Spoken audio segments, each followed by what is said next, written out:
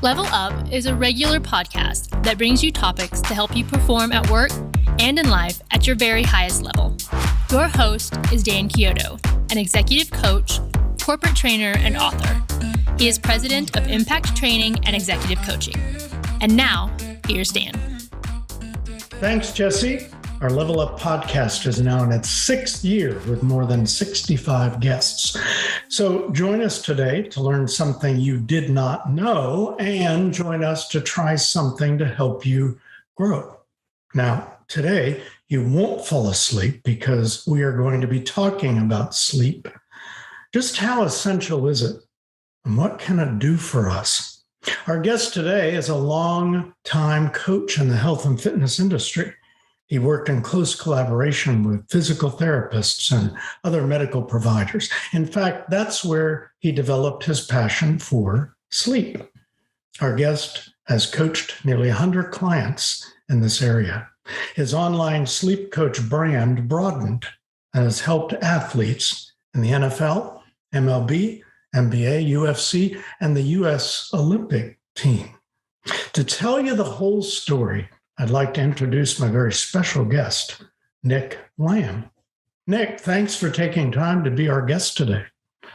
Absolutely. My pleasure. Happy to be here. And thank you for the intro. I appreciate it. You bet. You bet. Nick, although you specialize in sleep now, that's not where you started. Would you give us a glimpse at the careers you've been in and how you ended up in this one?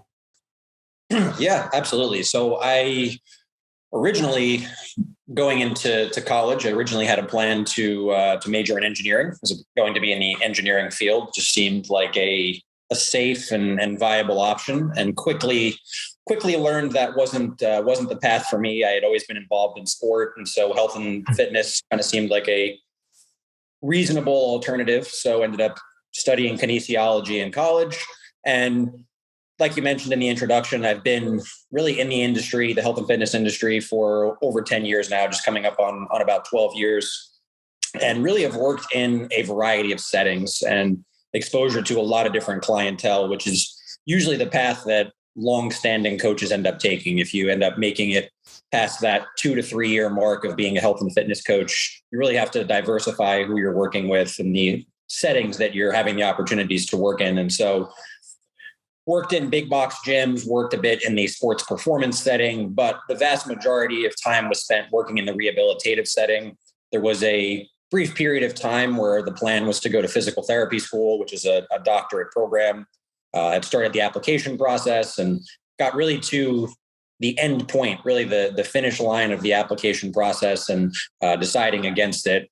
Ended up going and getting my massage therapy license instead, which was a shorter alternative. And then within the rehabilitation world, as you mentioned, developed a niche expertise, passion around sleep, just finding it something that was not getting what I felt was nearly enough attention, and was especially relative to a lot of other variables in the health and fitness world. And for the last 3 to 4 years, I've been more positioned in the education space. And so now my primary focus is on educating other coaches, other health practitioners, primarily around sleep, as well as a host of other topics as well. Very good. You know, some of our guests are deciding whether they want to be in their present career or another one. And others have been in a career for a long time.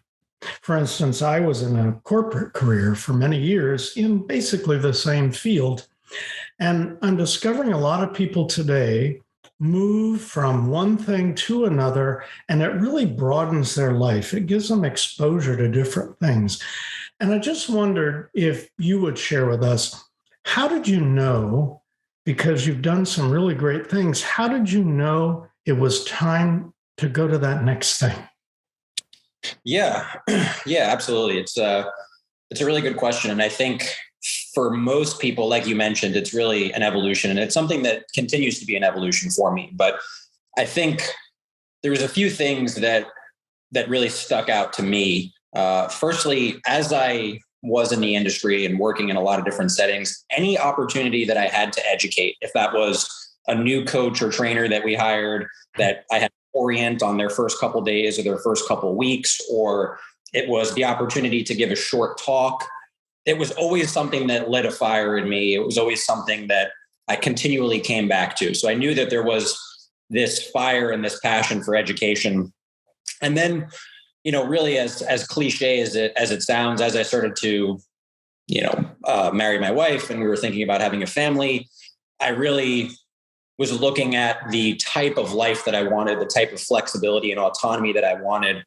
And we moved down to Florida about just over 3 years ago. And really the impetus with that was to start my own business, to really transition more into that education space. And that was the opportunity to do that. And, it's something that I wouldn't change for anything. I have the ability to pick up my daughters from daycare every day. And, the more that you're in the industry and the more that you're around, you quickly realize the things that are important. You realize the things that you won't negotiate on. That's really good. And knowing all that you've accomplished and all that you are doing now, you can do that from a home office most of the time, I take it?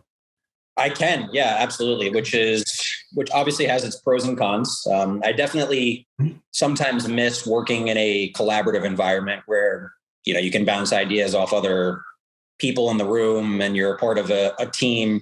So I really try to make sure I balance that out with scheduling calls with like-minded coaches and, keeping things that continually challenge my perspective and freshen things up. But it's definitely challenging, like I said, not being in that team environment and feeling sometimes more isolated, even though it does provide all the flexibility and autonomy that I'm after. And, kind of taking a step back, I think as well, one of the things that when I have the opportunity to work with new coaches now, that I spend a lot of time doing with them that maybe they hear in passing, maybe it's something they're told, but I don't think they really sit with it and spend a lot of time, is really figuring out what your unique abilities are. And that a lot of ways can come across cliche, but even, there's obviously choosing your path within the industry. And you mentioned, switching things up and changing the path of maybe what industry you're working in or what you'd like to do.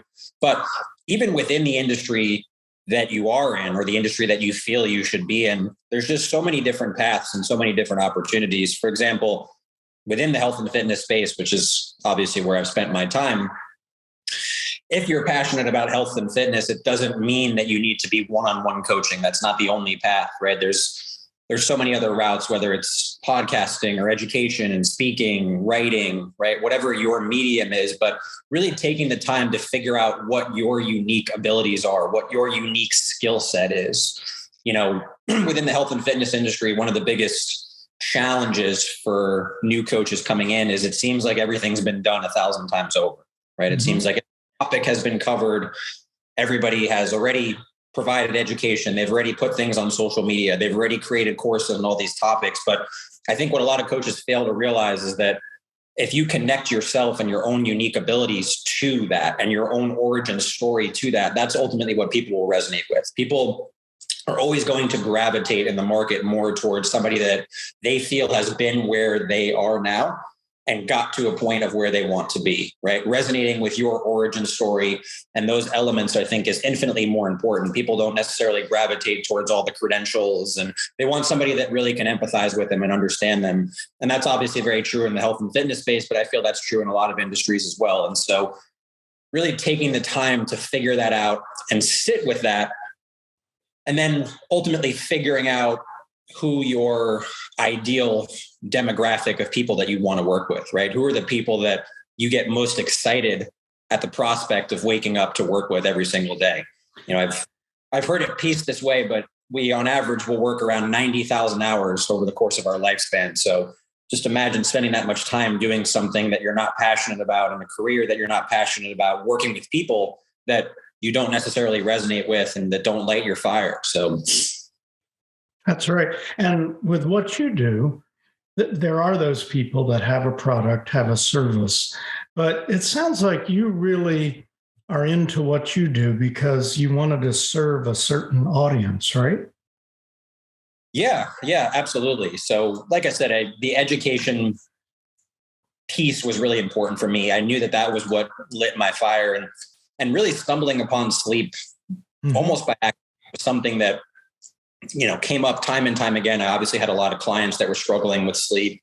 Working in the rehabilitative setting, we were continually trying to find the variables that impacted recovery times, where people were doing relatively similar interventions. They were doing the same things that were being asked of them, but they were getting drastically different outcomes on drastically different timelines. So what were these areas that were causing the difference person to person? And sleep was one of those things that came up time and time again, a common thread amongst the people that maybe weren't getting the same results that they anticipated. And in the time frame that they were hoping, sleep deficits or sleep issues seemed to be something that was really a linchpin there. And so getting the opportunity to kind of transition into that sleep space really checked a lot of boxes for me in terms of this being a really underserved population, the ability for me to educate, and then really realizing that within the health and fitness industry, it wasn't something that a lot of coaches and educators were really capitalizing on. It wasn't something that a lot of coaches and educators were positioning themselves for and spending a lot of time with. If you look at a lot of what's talked about in the industry around sleep, it's usually gravitated around the product industry. There's no shortage of sleep supplements, products, apps, quick fixes, and then these articles and sleep hygiene lists that circulate around. And this is actually what coaches most often will utilize as well. They might find one of these hygiene lists. They may even create their own, and then they provide that to their clients. But the reality is that if we think about any other aspect of coaching, whether that's business coaching, exercise coaching, fitness coaching, there is a level of individuality to that coaching, understanding the person that you're working with. What are they actually struggling with? What do they actually need? And then helping them to get to that point where they can fill those voids or improve on those areas that they're currently struggling with. And that was really sleep was, you can't just give people a list of hygiene, even if those things are true, without understanding what that person actually needs, where they're actually struggling. Did you find a type of person or a field where you really started to notice this, where there were sleep issues? I think that was among the more eye-opening elements of all of it, was the fact that sleep issues really spanned across all different populations. So there really wasn't, obviously there's more populations where it's more prevalent, issues are more prevalent. I know you spent, as you mentioned, a large percentage of your career working in the corporate space. That is definitely an area where there is still to this day a large emphasis on deprioritization of sleep. It's being something that is frowned upon or looked down on if you're somebody who's prioritizing sleep. Even amongst the athletic community in certain instances. I just started doing more work with tactical populations. And this is something that, again, from a cultural perspective, is also something that is looked down upon or frowned upon. If somebody who's ever been in any area of the military, whether that be the Marines or the Army or the Navy, it's just now getting to the point where it's turning the corner and things are hopefully being looked at in a different light, in a more positive light. But sleep was still looked at for so long as something that you were weak if you tried to prioritize more. And, if you weren't willing to sacrifice it, you weren't really willing to be successful, which of course we know is not the case. That's right. That's very interesting. And the more you read, what I'm seeing is that better sleep could even prolong your life. Do you feel that way too? Yeah, I absolutely do. And I've seen hundreds of research studies and read through hundreds of research studies that really show that in a lot of different ways, whether we're talking pure lifespan, right? The amount of time that you're actually here. We do see some links between sleep duration and sleep quality and all-cause mortality, whether we see the correlations between sleep and all of the major chronic diseases that stave modern society, whether that be cardiovascular disease, diabetes, Alzheimer's, cancer. We see correlations and links here. And then maybe just as important, if not more important, is all the ways in which sleep impacts your health span, the quality of life that you have while you're here, right? It's the ways in which it impacts your day-to-day life, the the way that you experience your day-to-day life, your ability to focus, your energy levels, your mood, how you interact with the people that you care about, your reactiveness, all these things we've shown are impacted by sleep. So, I always say you'd be hard pressed to find one lever that you can pull or one variable that you can influence that will impact so many things. That's right. Do you think a person faces their day a little differently if they start to get the proper amount of sleep? Yeah, absolutely. Absolutely. In a variety of ways. And I think it's one of those things where, if you're not somebody, so if you're somebody who's listening and you don't have a full blown sleep disorder, you might tune out a lot of these things. But what I've found is we're not just really talking about the people that have full blown sleep disorders or drastic sleep issues, right? You're only sleeping 4 hours or you're waking up multiple times throughout the night. Obviously there's a large portion of people there we need to help, but it's also for the people who are just getting less than quality sleep or less than optimal sleep and don't even really know what their baseline level is anymore. This new baseline has become their norm. They're operating below what they should, but it just has become their norm. It is what it is, or that's the way it's supposed to be. And as I get older and as I get more on my plate, that's just the way it has to be, right? When in reality, the improvements that they can make around sleep ultimately can improve the productivity that they have during the day, their ability to focus, their energy levels, all of these things that we know sleep has a direct impact on. Very interesting. Well, this is a perfect time for a break. So I am Dan Chiodo, your host. My guest today is Nick Lambe, the sleep coach. You are watching Level Up. Much more on the flip side about sleep, and we will be right back after this.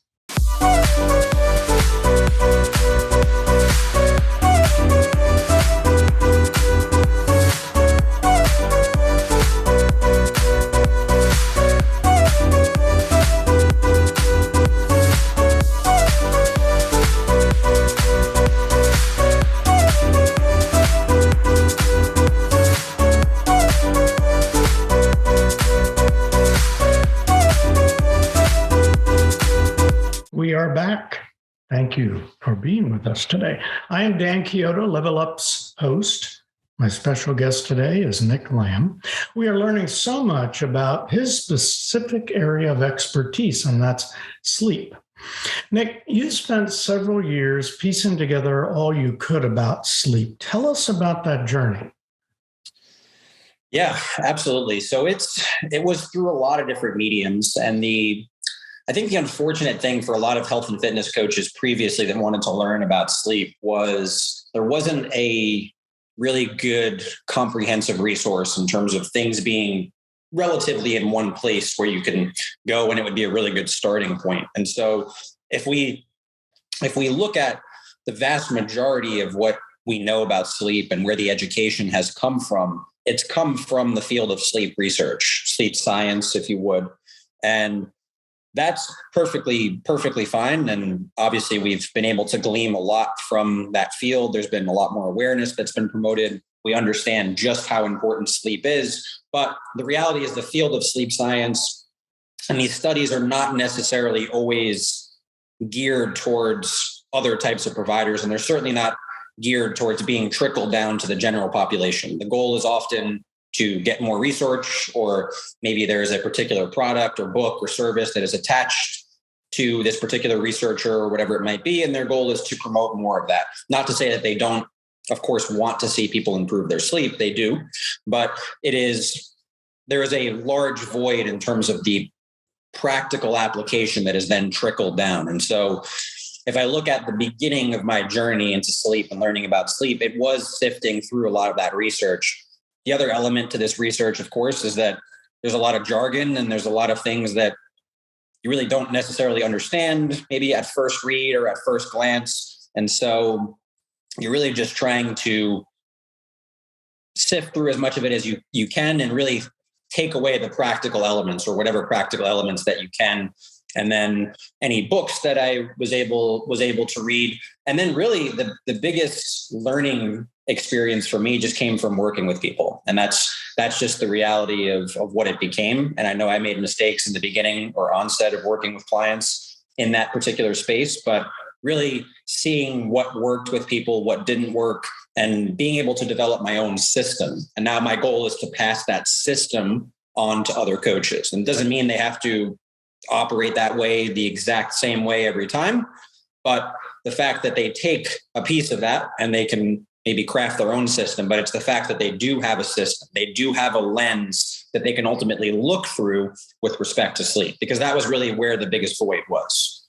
Excellent. So you're helping trainers, helping coaches, helping individuals. Where does the certified course come in? Who is that for? That is primarily for other coaches. We've had just over 500 individuals that have gone through the course. And we probably have had a handful that weren't necessarily in the industry, so to speak. They were just your maybe general health enthusiast or lending towards that even biohacker realm a bit. And just we're super interested in learning about sleep. But the vast majority are practitioners or coaches of some type. But, one of the things that I think is really interesting and where I'm trying to maybe bring the course a little bit more is there's a lot of elements that we talk about that are just a really good introduction to coaching in general. So I don't want the course to solely be something that is an adjunct for health and fitness coaches that are already in the space. I do think that sleep and sleep coaching can be your entry point into the industry. And that's my hope. And the reason I feel that so strongly is because I think we are very much at the ground floor of sleep coaching becoming a more prevalent aspect of the industry and of things as a whole, where currently, if you ask a lot of people what a sleep coach is, or if they've heard of a sleep coach, it's not something that's very common knowledge. It's not something maybe a lot of people have heard about, but I'm seeing a lot of big organizations in the health and fitness industry that are trending in that direction as well. And the reality is there are, depending on what statistic you want to use, anywhere from a third to half the population that struggles with sleep in some capacity, depending on what your criteria is for actually struggling with sleep. Is it just inability to fall asleep occasionally or whatever that looks like? But there are millions and millions of individuals struggling, and there's not a lot of good practical options for these individuals. They're turning to Google. They're turning to sleep hygiene lists. They're getting overprescribed sleeping pills. The other thing to match these millions of people that are struggling is there are currently only 7,500 sleep physicians in the United States. And this is not a very attractive field of medicine, unfortunately, because there's a lot of problems that exist within it. So there's not a influx of new sleep physicians coming into the space. So if we think, let's say anywhere from 100 to 150 million people in the United States are struggling with sleep, there's only 7,500 sleep physicians, and people are turning to a whole host of other options. So from a business standpoint, it can really present a great opportunity for coaches that position themselves in the right way in that space as well. That makes a lot of sense. I know for me as an executive coach, I have had some clients, especially younger clients, say to me that in college, they always had a coach for whatever sport they played. Yep. And I had one come to me and say, so I need a coach for business because I function better with someone holding me accountable. So that sounds similar for what you're doing with sleep. It makes sense to have maybe coaches out there that could help a person with that. Absolutely. And go ahead. No, yeah, just quickly. I mean, the other thing with that I think is underappreciated or that maybe doesn't get as communicated as much is the fact that many, if not most, sleep issues are actually behavioral in nature. And that's kind of a missing link as well. The fact that a lot of times the reason why people are struggling with sleep, is actually behavioral in nature. It's their thoughts and perceptions that they have around their sleep. They've lost their confidence in their ability to sleep. So if you think about those behavioral elements, those are very much within the scope of practice and expertise and wheelhouse of a good coach. Where I think traditionally a lot of sleep issues were looked at as solely medical-based issues, right? It was something you needed to go and get a sleep study done for. Now, don't get me wrong, there are certainly instances where that is the case, but there is also a large percentage of behavioral-based sleep issues. And even when there is a medical reason why someone is struggling with sleep, there is a lingering behavioral component often attached to it as well. Because if you think about somebody, let's say they've had obstructive sleep apnea for many years, and it's affected their sleep and their quality of life, even if they're maybe now prescribed a CPAP and a few other resources or a few other interventions, they have been poorly sleeping for many years, and they have lost their confidence in being a good sleeper, for whatever that means. And so a coach can also bridge that gap where even when there is a medical-based issue, they can actually help with the lingering behavior component that might be there as well. That is a very interesting perspective. I had not thought of that you develop that behavior and then just continue that behavior. You mentioned a sleep hygiene list. What is that? So sleep hygiene lists are these, and you've definitely seen them, and I'm sure vast majority of your listeners have as well. The top 10 sleep tips or the top 7 sleep tips to get a better night's sleep tonight, or any variation of those. And it's usually a host of typically lifestyle-based recommendations on improving or optimizing your sleep. And we've heard all of them, things like dimming the lights and, watching when you eat, turning down the temperature in your room, all of these things that, again, on the surface, they're all true for the most part, and they all can be effective at improving your quality of sleep.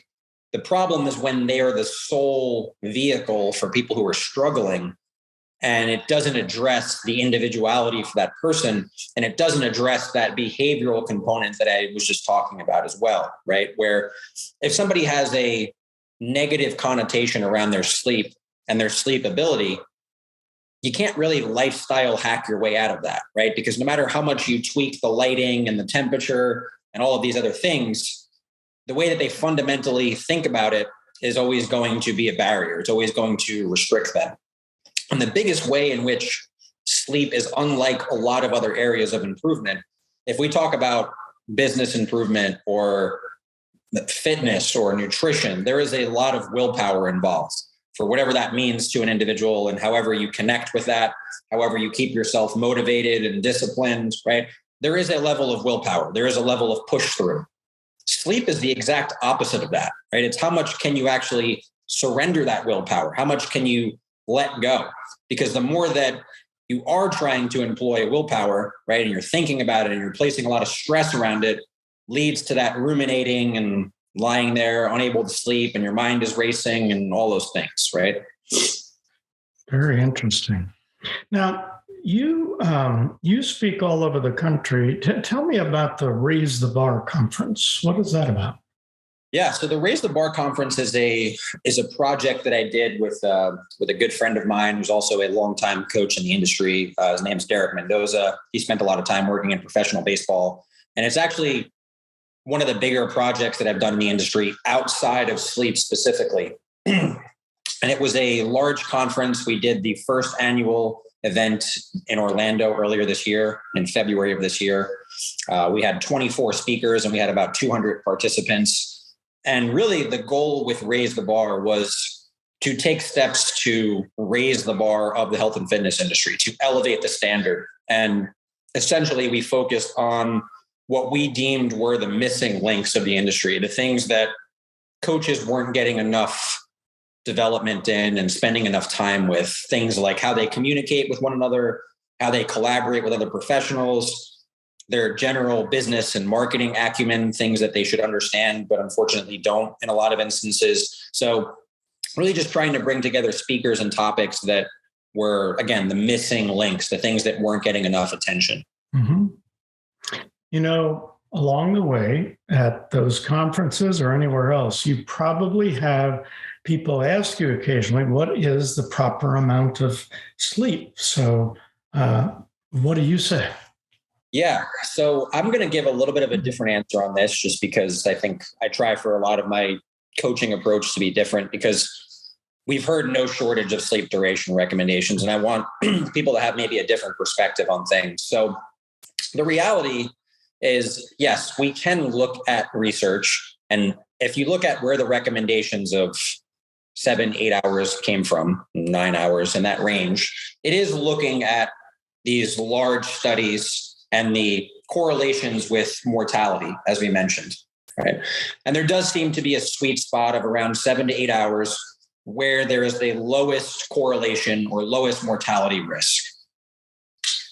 With that being said, it is near impossible to make a sweeping recommendation for everybody. And that's for a variety of different reasons. There is a genetic component to how much sleep an individual needs. There is a demand based on what the individual does. Individuals who are more active require a larger recovery demand. That's why you'll hear people like Roger Federer and LeBron James continually tout that they sleep 10 hours a day because they are placing a lot more physical demands on their body that then require an increased recovery demand.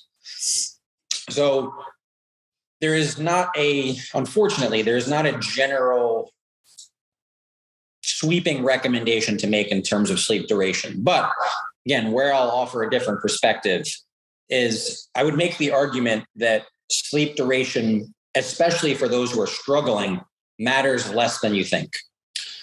And I say that because I'll give you an example. There was a study that was done looking at individuals who had sleep issues, insomnia, right? They were dealing with some form of insomnia. And they underwent 8 weeks of treatment, 8 weeks of intervention, and the vast majority of them reported feeling much better. If I asked you, what would you guess would be the amount that these individuals improve their sleep duration? How much did they improve their sleep duration? Your guess would typically, or most people's guess would typically be, well, it must be at least an hour, if not more, 2 hours. They improved on average 5 to 15 minutes in terms of how much they actually slept. Where they were making their improvements was in the quality of sleep. And there are other pillars to sleep outside of just sleep duration. There is quality and depth. How much time are you spending in the deeper stages of sleep? There is regularity. What are you going to bed and waking up at the same time consistently? Because this sets the stage for healthy circadian rhythm, which doesn't just dictate your sleep rhythms, but also dictates a lot of your physiological processes. There is continuity. Are you going through all the stages of sleep uninterrupted? And the problem with over-focusing on sleep duration is multifaceted. The first is that it discounts the other pillars that I just mentioned, right? If you're only looking at things through the lens of sleep duration, you lose sight of these equally, if not more important pillars of sleep. The other thing is that, and maybe the biggest issue, is that this 8-hour thing that has been circulated around places a lot of stress and anxiety on individuals to achieve. The best example I can give for this is if you're somebody who's listening and let's say you go out with some friends or with some coworkers for dinner and you get home around 10 p.m. and you need to be up at 6 a.m. the next day, right? For work or for wherever it might be. The common intuition, because the 8-hour myth has been circulated around a lot, is that you need to force yourself into bed, right? You need to get to sleep right away. But the reality is that physiologically, you're not ready for sleep. You just got home. You were in a stimulated environment. Your body is not ready for sleep yet. But people will force themselves into bed. What ends up happening is, firstly, they do not get 8 hours of sleep anyway.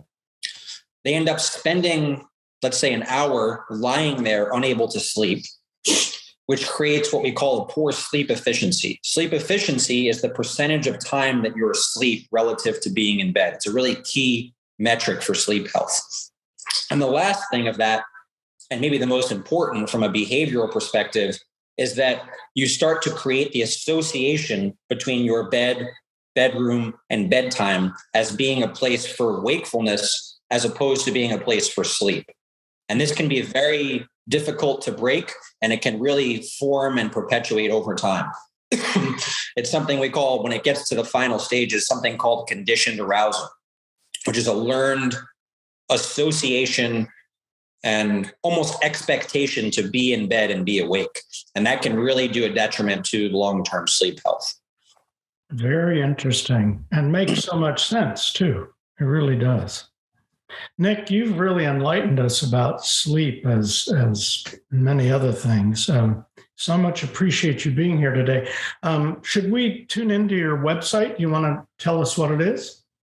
Yeah, absolutely. So the biggest resource for me, as I mentioned, and as you've mentioned, is the sleep coaching course. So if you're somebody who wants to definitely take a deep dive into sleep, or is in the health and fitness industry and wants to offer sleep and add sleep to your toolbox, or if it's something you can see a value in as a separate adjunct career path, if you have a very specific population you can see yourself working with that struggle with sleep and you want to have some resources to be able to help them, the website for the course is sleepcoachcourse.com. There's also a host of free resources on that website as well, some webinars and other podcast appearances and things of the like. So that's great. That's great. Well, I so appreciate you being here today. And I'm just thinking of all the viewers, and they are going to appreciate it too. So thank you so much for all of your wisdom. Really appreciate it. Absolutely. It was my pleasure. It was great to chat with you, and thank you for having me on. You bet. You bet. And we thank you, our viewers, too. Pick up your show notes for this particular podcast. They are offered below, so you'll want to look at that. And Dustin, another great level up. And I think it's a wrap until our next one. Cheers. If you feel like this information was valuable to you, Dan would love it if you'd click the like button and subscribe to the channel. If you have any questions or thoughts about today's episode, please leave a comment. Also, if you're a first-time subscriber, be sure to ring that bell to be notified about future episodes. To learn more about what Impact Training and Development can do for you and your business, visit impactbydan.com, where you can find more information about executive coaching, corporate training, keynote speaking, and much more. Thanks so much for watching.